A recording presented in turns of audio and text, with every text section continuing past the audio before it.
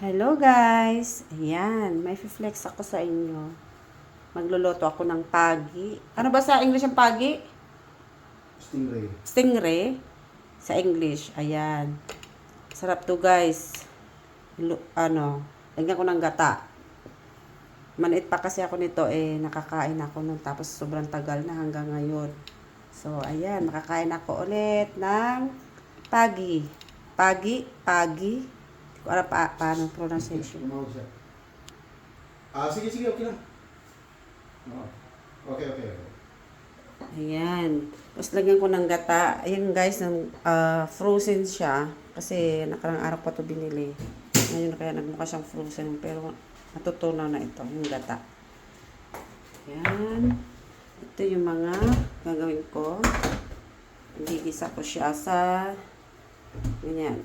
Bawang, sibuyas, and then lemongrass, tanglad, luya, at saka sili na maanghang. Yan. Yan yung mga pansahog ko guys. Gigisa ko siya. Gigisa ko na si bawang guys. Ayan. Tandahanan ko ang apoy. Baka masunog. Sunod ko yung sibuyas. Nag-video brown na yung yung bawang. Ayan. And next ko si luya. Kasabay si lemongrass. Ayan. Next. Antayin ko konti, ilang minuto para maluto na yung mga avocado. Lagay ko na rin yung siling pula. Next, ilagay ko na si pagi or stingray. Ayan guys. Mix ko siya. Lagyan ko siya ng kunting tubig para hindi siya masunog. Yan guys, ilagyan ko ng paminta, patis, at saka asin. Lagyan ko ng kunting suka. Yan guys, ang itsura niya. Tinimplahan ko na siya, nilagyan ng suka, patis, yung mahiwaga kong panimpla. Ayan, nandyan na siya guys. So, tatakpan ko na siya para maluto mamaya at ilagay ko na yung gata mamaya. Guys, luto na siya. Ilagay ko na yung gata. Yan, wait lang guys ha. Iikot yung kaldero ba?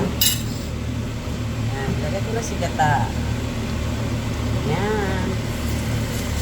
Natunaw din yan kahit medyo frozen. Hindi na siya frozen. Ano na siya? Tunaw na. Kaya lang ano pa talaga. Yan. Oh, matutunan na siya guys. Oh, di ba? Oh. Yan.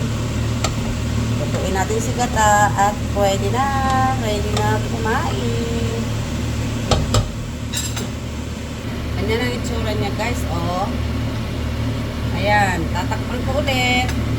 Lutuin natin yung gata. Ayan guys, pwede na siya. Ready to eat na. Oh.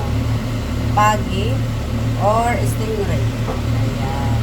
Thank you for watching guys. Salamat. Bye-bye. Follow for more.